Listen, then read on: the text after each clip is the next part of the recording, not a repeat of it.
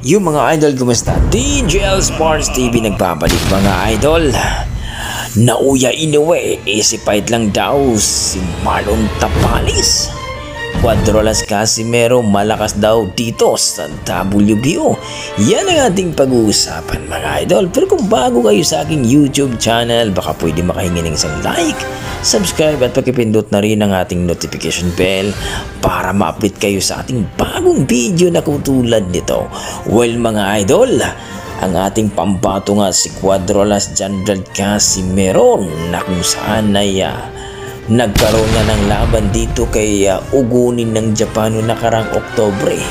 12 taong kasalukuyan na kung saan ay nauwi po sa draw ang kanilang laban.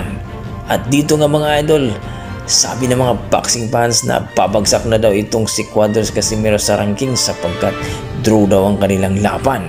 At inaabang-abangan nga din natin mga idol ang ranking dito sa WBO sa kanilang pag-update.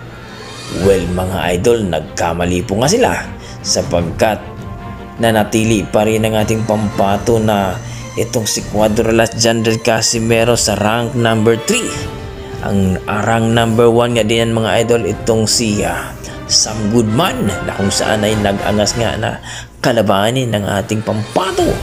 At rank number 2 ay itong si Luis Pantera Neri na sa rank number 1 din ito sa WBC. Well mga idol, anytime nga dito si Cuadrolas Casimero na magiging mandatory challenger o magiging number 1 sa WBO sapagkat itong number 1 at number 2 ay may kanya-kanya na pong organisasyon.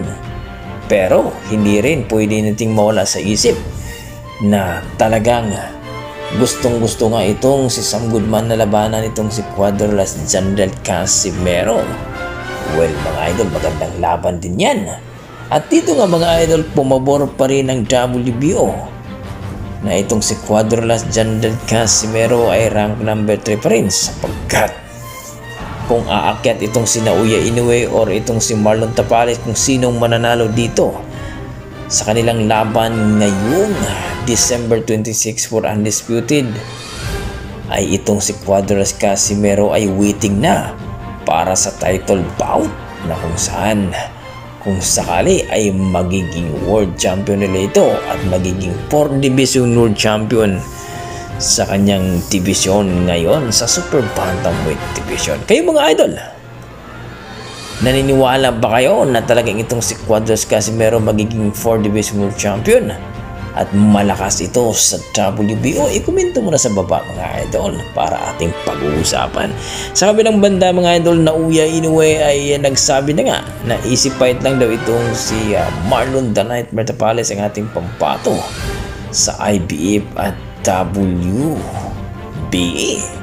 Well mga idol, hindi nga natin masasabi yan na easy fight lang itong si Nauya Inoue sapagkat alam naman natin na talagang tutok na tutok ito sa kanyang training ngayon sapagkat gusto daw talaga niya gumawa ng history na tatalunin daw ang tinaguriang monster kuno ng Japan ngayong December 26. Pero may mga idol, may nakakita kay Marlon The Nightmare Tapales ayon nga sa ating mga boxing fans or mga nasa comment section na nakita daw niya itong si Marlon Tapales sa Baguio na kung saan hindi naman daw talaga seryoso ito sa kanyang training sapagkat nung nakaraan daw ng sparring nila ni Carl Hamis Martin ay hindi daw ito nakaporma.